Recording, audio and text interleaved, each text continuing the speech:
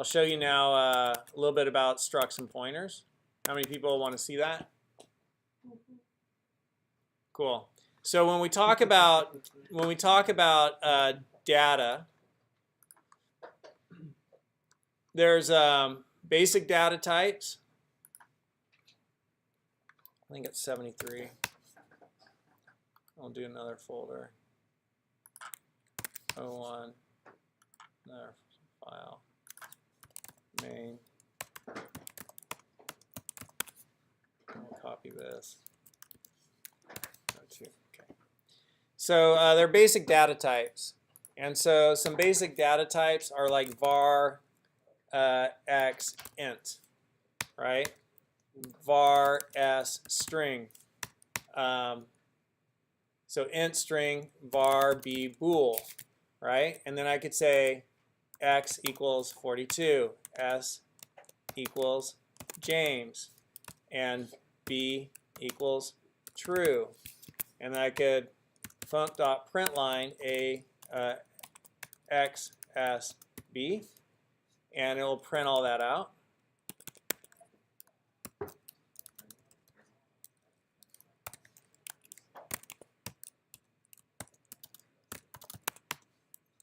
"42 James true." So those are simple data structures. And then we have aggregate data structures. Aggregate. Have you guys heard that term, aggregate? Or composite data structures. So aggregate or composite data structures, those terms could be used interchangeably.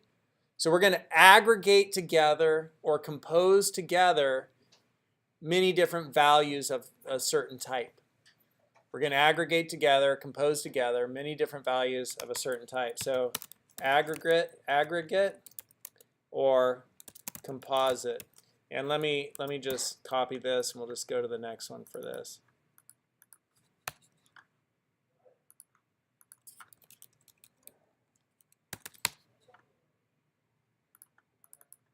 Okay, so we could do aggregate or composite data structures. So we'll do aggregate or composite here. But before I show you this, let me just show you one more thing about this. We could also do like a short declaration operator. And this will both declare and assign a value. EFGH.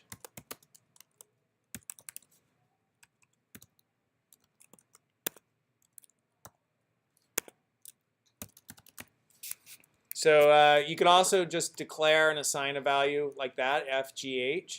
And so that's a quicker way than like, oh, I'm going to say x is of type int and then assign a value. So I declare that the variable x is going to store a value of type int. Static programming, static means it doesn't change, static. Dynamic, like JavaScript, you could then later say, well, now I'm going to store a string in x. Doesn't matter. Who cares? But static is like, no, you said x holds an int. You can only store an int there. So that's static. So you could declare that the variable x will hold a value of type, int, and then you could assign a literal value. It's literally 42. You could assign a literal value of type int to x. Or you could use the short declaration operator, where you say, hey, here's 43. I'm going to assign that to f, and it'll declare the variable f is of type int and assign the value all at one fell swoop. So int is just an integer value. Yeah. Just a number, right? That's it. Yeah. So you can't store like unique characters, just right. Numbers. Right. And if you want float, then you have decimal point. You'll use float 64 for decimals. Or double. Huh? Float or double, right? Because for integers. Yeah, so there's different numeric types, and as you get into the language, you can check those out. And so that's a short declaration operator. But is it better to keep it as a static or dynamic? Static. Always. You want it static and you want it compiled. Yeah. It's better language. You're using the Go IDE, right? Yeah, Golang, yeah. And in order to even compile it, you would have to open the terminal. Yeah. Yeah. Because I'm using like CLine, and also we would use like Visual Studio. Yeah, Visual Studio is great for Go. VS Code's great. It's probably the #1 choice because this costs money. So aggregate data types, we use something called composite literal, composed together, literal values to create aggregate or composite data types that aggregate together values, many different values. So one of them is like a slice, and that's kind of like an array. And so I could say, hey, I'm going to have a slice of int, right? And so there's my slice of int, and then I'm going to put the values here, right? So that's an aggregate data type. It's like an array. I'm storing many different pieces of data in one data type. And then I could func.println xi, and I could also do for index value colon equal range xi, and I could func.println index and the value. And so that will go through, and for each index position 0, index position 1, index position 2, 3, 4, it'll print out the value. And so if I run that, right, there's when I printed out that composite aggregate data structure, a slice of int. And here is index and value. 0, 1, 2, 3, 4 is the index position. The value is 4, 5, 6, 7, 42. And so you could range over your aggregate composite data structure. Yeah. So that is Go's for loop. That. Yeah, there's different for loops, right? So a for loop is going to have your declaration. So for will have your declaration. It'll have your condition, and it'll have your post, and then you'll have code. And so what that looks like, and you could leave any of those out in Go. So you could have a for loop that's like this. I'm going to do this forever, right?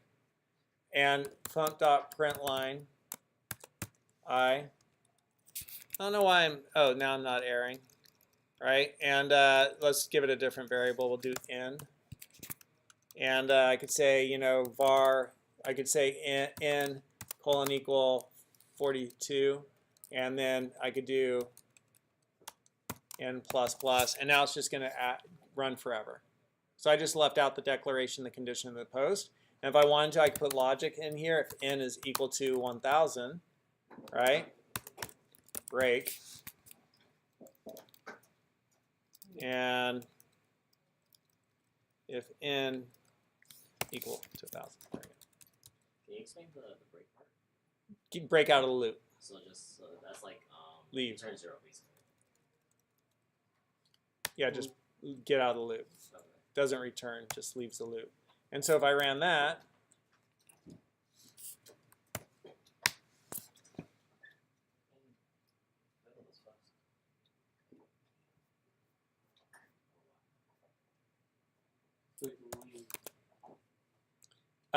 and now if I want to do some other loop for index colon, well, I'm going to change this to I don't know, p position. Just keep it clean. For index colon equal 0, while index is less than 1,000 or equal to, we'll start out at 1,000. And while index is less than or equal to 2,000, and then I++, and format.println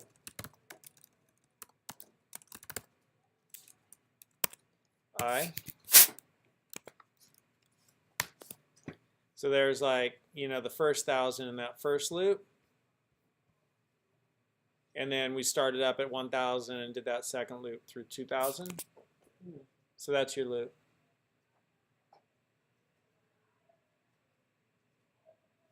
Yep. Going back to can you explain the string part? Which one? Because you were like just showed how you were given the values, right? And it was like a bool, a string. Oh yeah. Yeah. I'm kind of understanding the string part and the bool So it's just saying I'm going to store a value of type. So the terminology you want to use to think about this is value of type, right? So you're going to store a value of type. I'm going to store a value of type int. I'm going to store a value of type string. So here's a value of type int. That's a literal value. That's an int. Here's a value of type string. So static is all about type. What type? What is the type? So a string is characters, Yeah, basically. yeah. Okay. And then a bool is just if it's true or false. True or false? Yeah. Yeah, So- absolutely. So in that form, on that 43, say if you put decimal points, it would automatically read it as a double. Nope. You won't? Nope. You have to explicitly say, did I use F? I did. I don't know. I float 64. I is equal to 42 point. No, I mean on the bottom one, F. Say you. Oh, down here? Yeah. So on that one, if instead of just putting a regular, you put a float or like 43 point that, would it automatically assign it? Let's find out.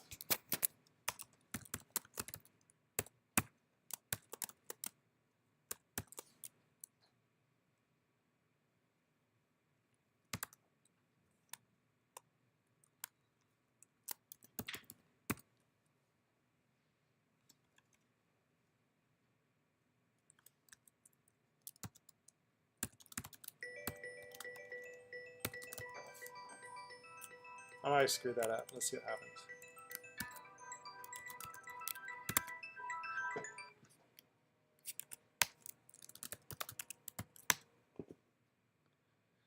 So printf %t tab %t tab %t tab fg printf fgh. Oh, there we go. It needs to go this way.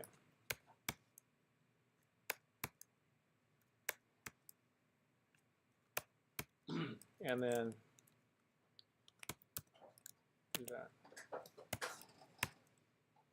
So it did int for this one.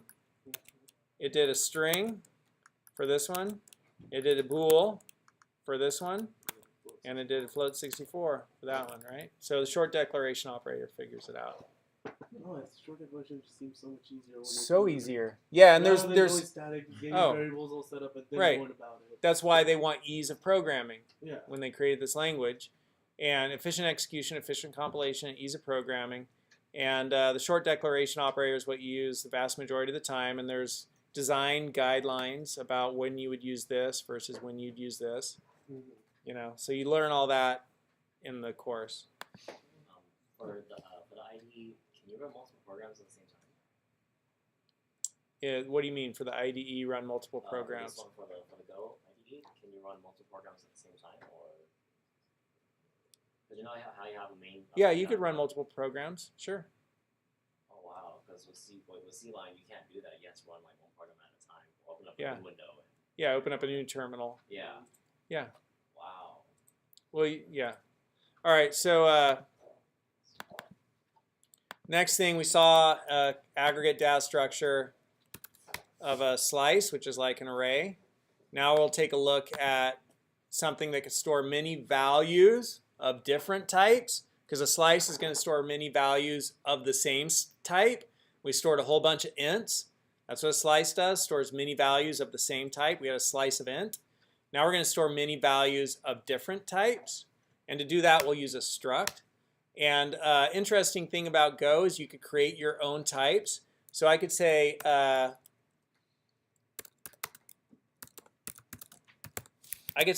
hotdog int, and I could say var hd is of type hotdog, and then I could say hd is equal to 42, and I could flump.println hd, and I could also flump.printf.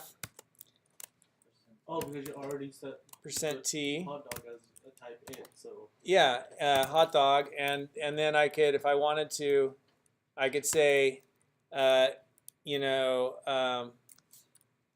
that'll, what is this? We're in 3. CD, right? So this is of type hot dog. So you create your own types, which can create clarity when you're programming.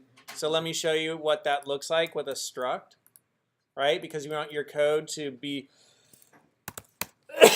you want to document your code with comments, but you also want your code to be readable and self-documenting. So I could create type person struct. So I created a type person.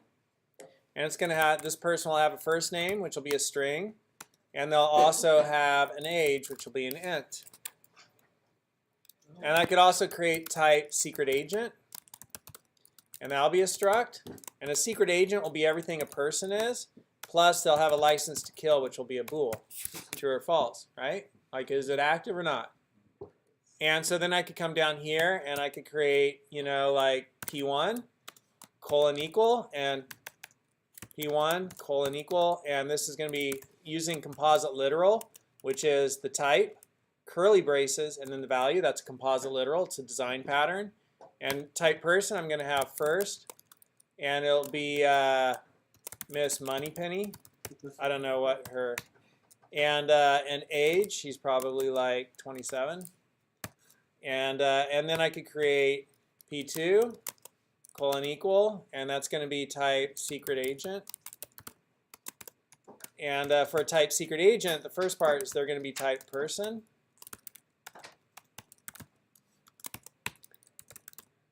And then they will also have a LTK true. Oh, so that one you have to nested it that way. And first will be James. And age is he's probably like 32. And then I could func.println P1.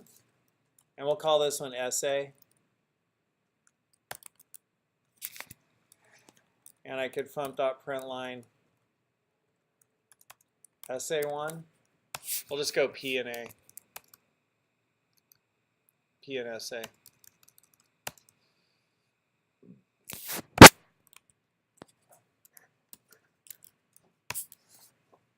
I'm in the wrong one. Yeah, you've done it before. Miss Moneypenny and James true. So this is an embedded type. So that's kind of how you do inheritance and OOP, object-oriented programming, though we don't talk about it like that in Go. We have a different language we use for talking about the language. So that's a struct. A struct just composes together values of different types. I never took C++, so maybe it's similar, maybe it's not. But this concept of simple data types and complex data types that compose together, aggregate together values of different types is really important. Steve. For Go, or without the comments, is it going to throw an error? What comments? The comma? Oh yeah, if I didn't have this comma here, you need that trailing comments thrown in there. Okay. And that's just because they want to enforce design standards so everybody on the team looks at the same code.